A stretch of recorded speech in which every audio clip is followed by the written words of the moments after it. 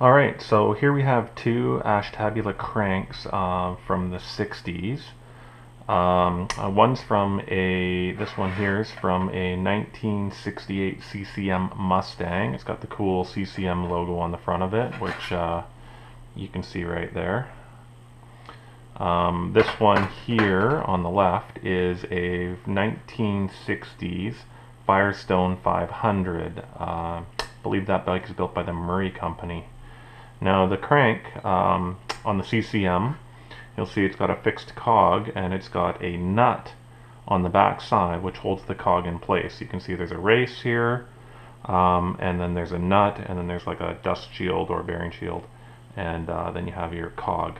And so the whole thing's fixed. What's odd is this Firestone, and I couldn't find references to a crank like this on the internet, is this one here. I just took it apart tonight. And I took it apart because I thought the nut had come loose and it had a bit of slop. So I took the thing apart, and it turns out that the reason that that crank is loose, or the cog is loose on the crank, is there's a bearing race which has a smooth bore, and a washer which again has a smooth bore, and then the crank just slips on, or the cog I should say, slips on the crank.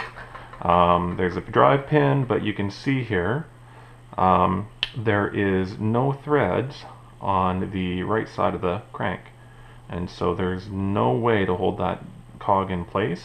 There's only a single nut that you tighten up the nut, and it's the preload on the bearing which also keeps the cog in alignment.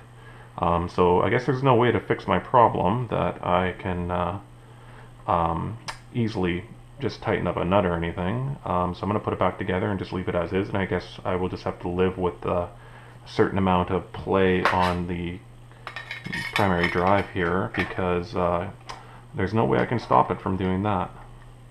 Anyway, I couldn't find reference to cranks like this anywhere, like I mentioned before, so I thought I'd make this little video and show you guys what I found.